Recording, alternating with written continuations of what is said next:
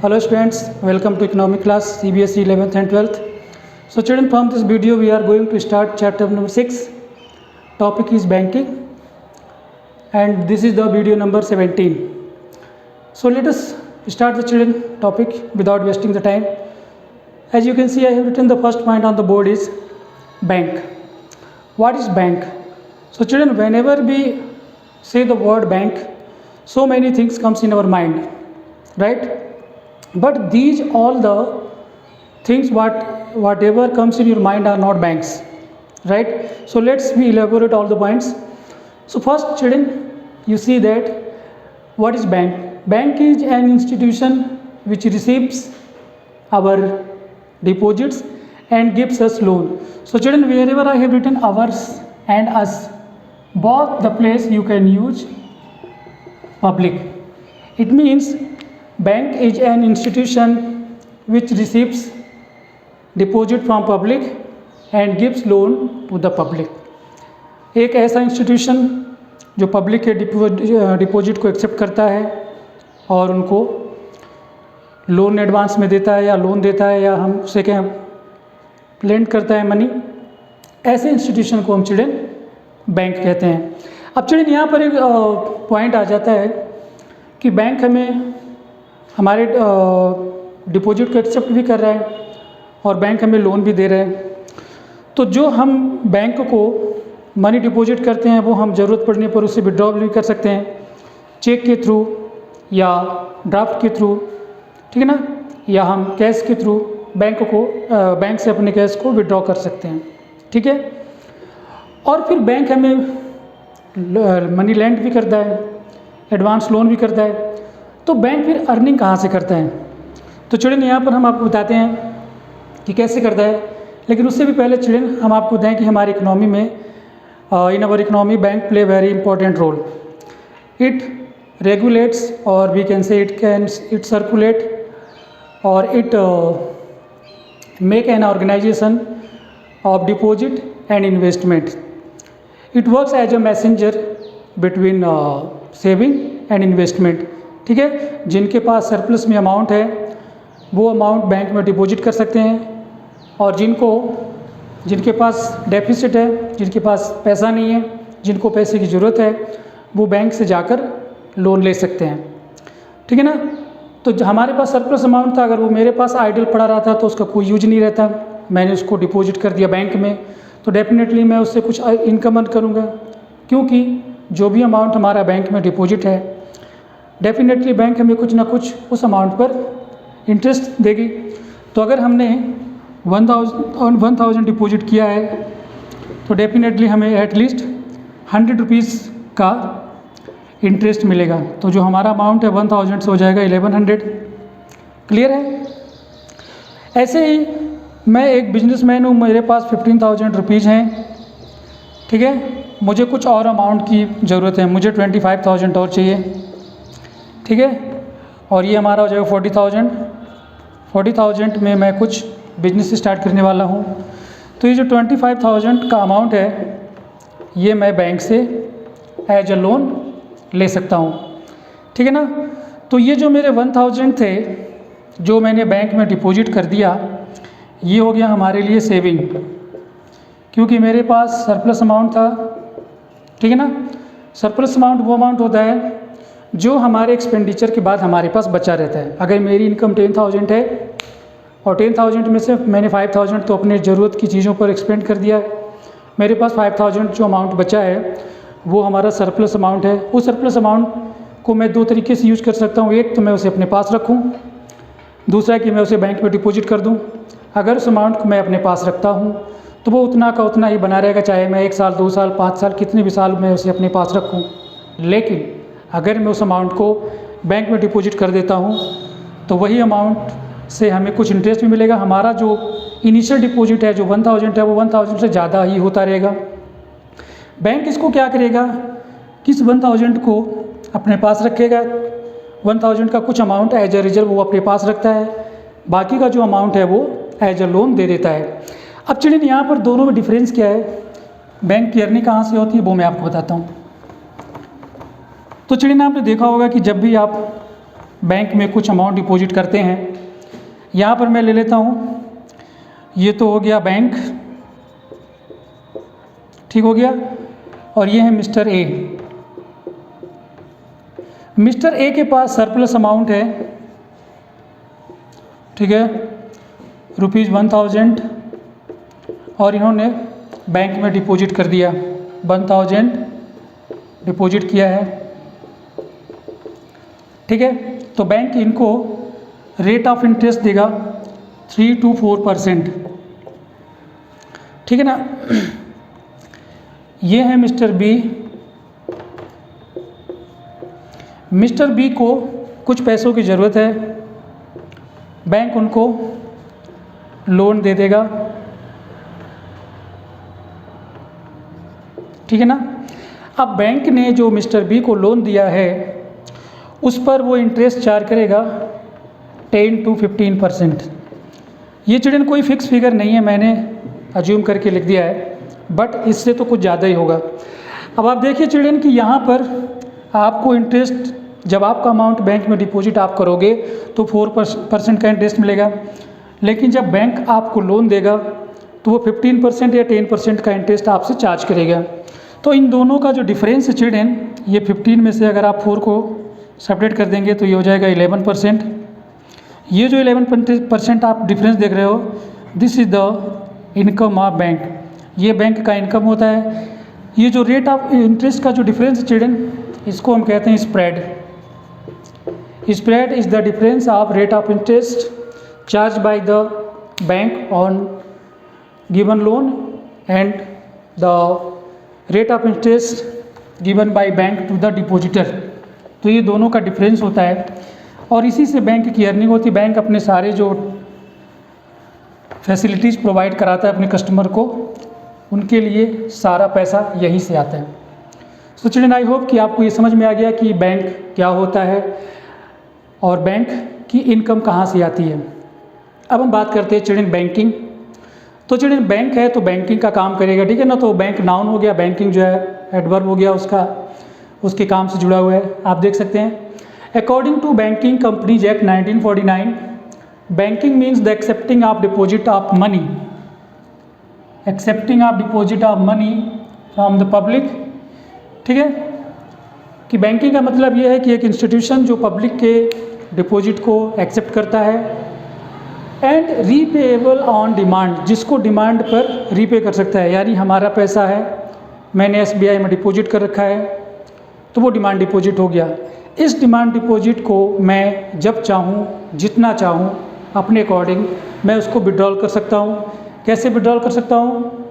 जब भी मैं डिमांड करूँगा, विदड्रॉएबल चेक के थ्रू, ड्राफ्ट के थ्रू या ऑर्डर के थ्रू, ठीक है। ये हमारे पास 3 ऑप्शन है जिसके थ्रू कि मैं अपने अमाउंट को बैंक से विड्रॉ, तो इसी को हम चिल्ड्रन बैंकिंग कहते हैं कि हमारे डिपॉजिट को एक्सेप्ट करता है और हमें उसको लौटा भी देता है और हमें लोन भी देता है। वो यहाँ पर एक्सेप्टेड नहीं लिखा नहीं चिल्ड्रन, क्योंकि जो बैंकिंग कंपनीज एक्ट है उसमें इतना ही लिखा हुआ है, तो वही मैंने यहाँ पर नोट कर दिया है। अब चिल्ड्रन यहाँ पर देखो एक नोट मैंने लिख रखा है कि अगर कोई इंस्टीट्यूशन है चिल्ड्रन और वो आपके डिपॉजिट को एक्सेप्ट करता है तो वो बैंक नहीं है, या एक दूसरा इंस्टीट्यूशन है जो आपको लोन देता है तो हम उसे भी बैंक नहीं कहेंगे, ठीक है ना। तो कोई इंस्टीट्यूशन है जो आपको सिर्फ आपके डिपॉजिट को एक्सेप्ट करता है तो वो बैंक नहीं है, या फिर आपके को लोन देता है वो बैंक नहीं है। बैंक एक ऐसा इंस्टीट्यूशन है जो हमारे डिमांड को एक्सेप्ट भी करता है और हमको लोन भी देता है। वही यहाँ पर लिखा है कि lending alone does not make a financial institution a bank. अगर कोई फिनेंशियल इंस्टीट्यूशन है तो अगर वो आपके bank, because lending alone does not make a financial institution, अगर वो सिर्फ लैंड करता है, ठीक है ना, जैसे कि यूनिट ट्रस्ट ऑफ इंडिया है, life insurance corporation of India है, ये दोनों जो हैं आपको लैंड करते हैं मनी, लेकिन इनको हम बैंक नहीं कहते हैं। ऐसे ही पोस्ट ऑफिस है, पोस्ट ऑफिस आपके डिमांड को तो एक्सेप्ट करता है लेकिन वो आपको लोन नहीं देता। इसीलिए LIC और UTI और पोस्ट ऑफिस को हम बैंक नहीं कहते हैं। किसी फिनेंशियल इंस्टीट्यूशन को बैंक तभी कहा जाएगा जब वो आपकी डिमांड को एक्सेप्ट करे और आपको लोन भी एडवांस करे, ठीक है ना, यानी आपको लोन दे। तो ये तो हो गया चिल्ड्रन बैंकिंग से रिलेटेड कुछ पॉइंट्स। अब यहाँ पर चिल्ड्रन देखो टाइप्स ऑफ बैंक के बारे में बात करने जा रहे हैं कि बैंक को कितने पार्ट में डिवाइड किया गया है। तो चिल्ड्रन प्राइमरीली बैंक को 2 पार्ट में डिवाइड किया गया है। फर्स्ट है सेंट्रल बैंक, दूसरा है कॉमर्शियल बैंक। किसी भी कंट्री में सेंट्रल बैंक सिर्फ चिल्ड्रन एक ही होता है और वो बाकी सारे बैंकों को रेगुलेट करता है और उनको कंट्रोल करता है। दूसरा चिल्ड्रन है कॉमर्शियल बैंक, ठीक है ना। सेंट्रल बैंक जो है, सेंट्रल बैंक का जो ऑब्जेक्टिव होता है फंक्शन करने का, वो होता है इकोनॉमिक वेलफेयर या सोशल वेलफेयर, कि सेंट्रल बैंक हमेशा इकोनॉमी के भलाई के लिए काम करता है, ऐसे करेक्टिव मेजर्स लेता है कि जिससे फिनेंशियल जो ऑर्गेनाइजेशन है या फिनेंशियल मैटर्स है वो हमारी इकोनॉमी में अच्छा बना रहे और जिससे लोगों को इसका बेनिफिट मिले और हमारी इकोनॉमी जो है इकोनॉमी वेलफेयर हो सके, ठीक है। प्रॉफिट मोटिव इसका ऑब्जेक्टिव नहीं होता, ये प्रॉफिट के लिए काम नहीं करता है, इकोनॉमिक वेलफेयर के लिए काम करता है। कॉमर्शियल बैंक इसके अपोजिट है। कॉमर्शियल बैंक चिल्ड्रन जो इसका ऑब्जेक्टिव है वो प्रॉफिट अर्निंग है। आपने देखा कि मैंने कैसे बताया कि कॉमर्शियल बैंक जो है आपके डिपॉजिट पर रेट ऑफ इंटरेस्ट कम देते हैं, लेकिन जब आपको लोन एडवांस करते हैं तो उस पर उससे ज़्यादा चार्ज करते हैं। तो कॉमर्शियल बैंक का चिल्ड्रन जो ऑब्जेक्टिव है वो प्रॉफिट अर्निंग होता है। कॉमर्शियल बैंक को भी चिल्ड्रन हमने 2 पार्ट में डिवाइड कर रखा है, एक है पब्लिक बैंक और दूसरा है प्राइवेट बैंक। पब्लिक बैंक और प्राइवेट बैंक का चिल्ड्रन फंक्शन सेम होता है, बस फ़र्क ये है कि जो पब्लिक बैंक वो बैंक होते हैं जिनमें जो है 51% की शेयर होल्डिंग गवर्नमेंट की होती है, स्टेट गवर्नमेंट की भी हो सकती है, और प्राइवेट बैंक वो बैंक होते हैं जिसमें कि 51% से ज़्यादा शेयर होल्डिंग प्राइवेट ओनर की होती है।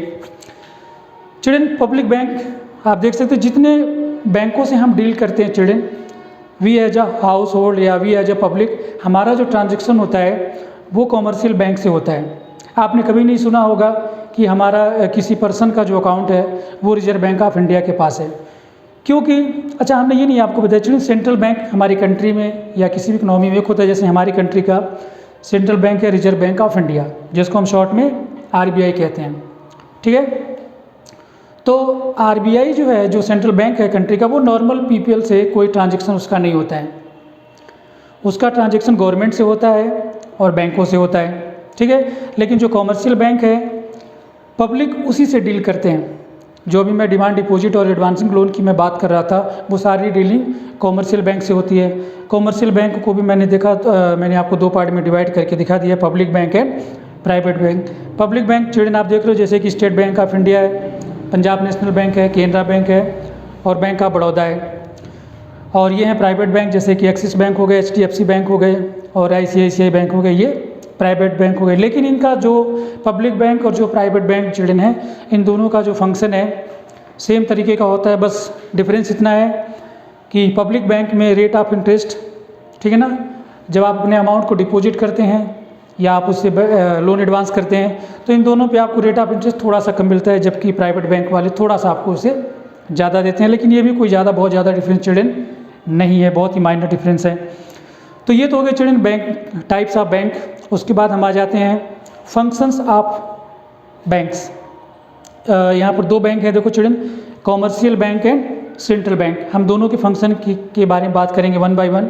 यहाँ पर पहले आप देख सकते हैं कॉमर्शियल बैंक हमने लिखा है, तो functions of commercial bank and we will discuss later on functions of central bank. यहाँ पर चिल्ड्रन हमने फंक्शंस ऑफ कॉमर्शियल बैंक लिखा है, आप देख सकते हो उसके 2 फंक्शन हैं, एक तो हो गया प्राइमरी फंक्शन और एक हो गया सेकेंडरी फंक्शंस। अभी मैंने बोर्ड पर आपके सामने हमने सिर्फ प्राइमरी फंक्शंस ही लिखा है। और चिल्ड्रन किसी भी बैंक का जो प्राइमरी फंक्शंस होते हैं वो 2 ही होते हैं, एक तो होता है एक्सेप्टिंग डिपॉजिट और दूसरा होता है एडवांसिंग लोन। हम अपने अमाउंट को बैंक में डिफरेंट अकाउंट में डिपॉजिट कर सकते हैं। आप देख सकते हैं कि मैंने 4 टाइप्स के अकाउंट लिखे हैं, current account, saving account, fixed deposit and recurring deposit. हम इनके बारे में 1 बाय 1 डिस्कस करेंगे। उससे पहले ये देखिए एडवांसिंग लोन हमें इतने तरीके से बैंक हमें चिल्ड्रन दे सकता है। हम एक्सेप्टिंग डिपॉजिट में आते हैं कि हम वो कितने तरीके के अकाउंट हैं कि हम ओपन करके और अपने डिपॉजिट बैंक में अपना डिपॉजिट कर सकते हैं। सबसे पहले चिल्ड्रन आता है current account deposit. Current account deposit children होता है बिग बिजनेस मैन के लिए। जो बड़े बड़े बिजनेसमैन होते हैं वो अपना करंट अकाउंट बैंक में ओपन करते हैं। जो भी ये पैसे इसमें डिपॉजिट करते हैं चिल्ड्रन अपने अकाउंट में, उस पर उनको कोई इंटरेस्ट नहीं मिलता है, रादर कि उन पर बैंक उनको जो सर्विस प्रोवाइड करता है बल्कि उनसे सर्विस चार्ज भी लेता है। इस अकाउंट की में प्रॉफिट मतलब इस अकाउंट की क्वालिटी ये है कि इसमें आप जब चाहो और जितनी बार चाहो ट्रांजैक्शन कर सकते हो, जितनी बार चाहो अमाउंट डिपॉजिट कर सकते हो, जितनी बार चाहो आप अपने मनी को विड्रॉल कर सकते हो थ्रू चेक, ठीक है ना। आपके ट्रांजैक्शन पर कोई लिमिट नहीं होती है, ठीक है चिल्ड्रन। नेक्स्ट आता है चिल्ड्रन हमारा saving account. Saving account children normally salaried person होते हैं, वो लोग अपना अकाउंट करते हैं, अपना अकाउंट खुलवाते हैं सेविंग अकाउंट में किसी भी कॉमर्शियल बैंक में। तो इसमें नॉर्मली हमें जो हम अपना अमाउंट डिपॉजिट करते हैं वो 3 से 4% का रेट ऑफ इंटरेस्ट हमें मिलता है। इस पर रेट ऑफ इंटरेस्ट कुछ नहीं मिलता है चिल्ड्रन सेविंग अकाउंट में, करंट अकाउंट में। सेविंग अकाउंट हमने आपको बता दिया कि जो नॉर्मली सैलरी पर्सन होते हैं, मतलब वो पर्सन जो काम करते हैं जिनको सैलरी मिलती है, तो वो लोग अपने सेविंग अकाउंट बैंक में ओपन कराते हैं। इसमें 3 से 4% का इनको रेट ऑफ इंटरेस्ट मिलता है। Next children fixed deposit. Fixed deposit जैसा कि नेम से ही क्लियर हो रहा है चिल्ड्रन कि इसमें सिर्फ 2 ही ट्रांजैक्शन होते हैं। एक तो होता है डिपॉजिट का और दूसरा होता है विथड्रॉल का, ठीक है, कि आप एक बार डिपॉजिट करेंगे और एक बार ही 2 ही ट्रांजैक्शन होते हैं। आपने एक बार डिपॉजिट किया और विड्रॉल कर लिया। तो ये जो आप जो डिपॉजिट करते हैं चिल्ड्रन, ये होता है फिक्स टर्म के लिए। फिक्स्ड टर्म के लिए एक टाइम फिक्स होता है कि जैसे कि आपने 5,000 रुपीज़ आपने डिपॉजिट कर दिया 5 ईयर के लिए, ठीक है ना। तो 5 ईयर से पहले आपने ये जो डिपॉजिट किया है इसको आप विड्रॉल नहीं कर सकते हैं। 5 ईयर के बाद जब आप इस अमाउंट को विड्रॉल करेंगे तो आपको मिलेगा प्रिंसिपल अमाउंट प्लस इंटरेस्ट। तो प्रिंसिपल अमाउंट आपका 5,000 था और रेट ऑफ इंटरेस्ट कुछ भी हो सकता है, मैं यहाँ पर 1,000 ले देता हूँ, तो आपको 6,000 मिलेगा। इसमें थोड़ा रेट ऑफ इंटरेस्ट जो होता है चिल्ड्रन वो थोड़ा ज़्यादा होता है, 8 to 10% तक आपको इंटरेस्ट मिलता है, ठीक है। ये हो गया फिक्स डिपॉजिट। फिर आता है चिल्ड्रन हमारे पास रेकरिंग डिपॉजिट। रेकरिंग डिपॉजिट भी चिल्ड्रन फिक्स डिपॉजिट की तरह ही होता है, लेकिन इसमें आपको ये फ़ायदा मिल जाता है कि जो अमाउंट आप डिपॉजिट करते हैं फिक्स डिपॉजिट में उसको आप इंस्टॉलमेंट में दे सकते हैं। कि मान लो मुझे 5,000 का फिक्स डिपॉजिट करना है, तो मैं क्या करूँगा, जनवरी में 1,000 डिपॉजिट करूँगा, फेब में 1,000 डिपॉजिट करूँगा, मार्च में मैं 1,000 डिपॉजिट करूँगा, अप्रैल में और मई में मैं 1,000 करके 5 टाइम में दे सकता हूँ। बस यही फ़ायदा है चिल्ड्रन। इसमें rate of interest fix deposit से थोड़ा सा कम मिलता है। तो चिल्ड्रन नेक्स्ट हम आ जाते हैं एडवांसिंग लोन, कि बैंक हमें कितने तरीके से लोन दे सकती है। चिल्ड्रन फर्स्ट जो आता है वो आता है कैश क्रेडिट। कैश क्रेडिट में चिल्ड्रन क्या होता है कि बैंक आपको लोन तो देता है लेकिन वो आपसे सिक्योरिटी मांगता है, कुछ सिक्योरिटी लेता है, आपको देना होता है। कुछ फिनंशियल एसेट्स हो सकते हैं, तो आप वो ले जाकर या कोई आपके पास कोई सामान गिरवी रख दो बैंक के पास, तो बैंक आपको लोन देगा।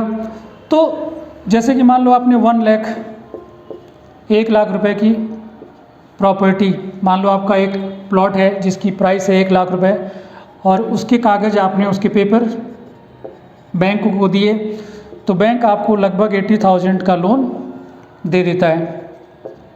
इसी को हम कहते हैं कैश क्रेडिट। अब इसमें होता क्या है कि जो भी अमाउंट आपको मिला है उसमें से अब ये जो आपको लोन मिला ये आपके अकाउंट में आ जाएगा, ठीक है ना। 10,000 रुपये की सिक्योरिटी आपने बैंक को दी, बैंक ने उस पर 80,000 का आपको लोन दिया, लोन आपके अकाउंट में आ जाएगा। तो अब वो जो लोन है वो आपके अकाउंट में पड़ा हुआ है। उस अमाउंट से जितना अमाउंट आप यूज करेंगे आपको उतने अमाउंट पर रेट ऑफ इंटरेस्ट देना पड़ेगा। मान लो ये 80,000 में से आपने 40,000 यूज किया और 40,000 जो है आपका उसमें एज डिपॉजिट है, तो 40,000 पर ही आपको इंटरेस्ट देना पड़ेगा, बाकी पर आपको नहीं देना पड़ेगा। नेक्स्ट है चिल्ड्रन, हम बात करते हैं डिमांड लोन की। डिमांड लोन चिल्ड्रन वो लोन होता है कि बैंक आपको लोन तो दे देता है, लेकिन आपको बैंक जब कहेगा तो फिर आपको वो अमाउंट लौटाना होगा।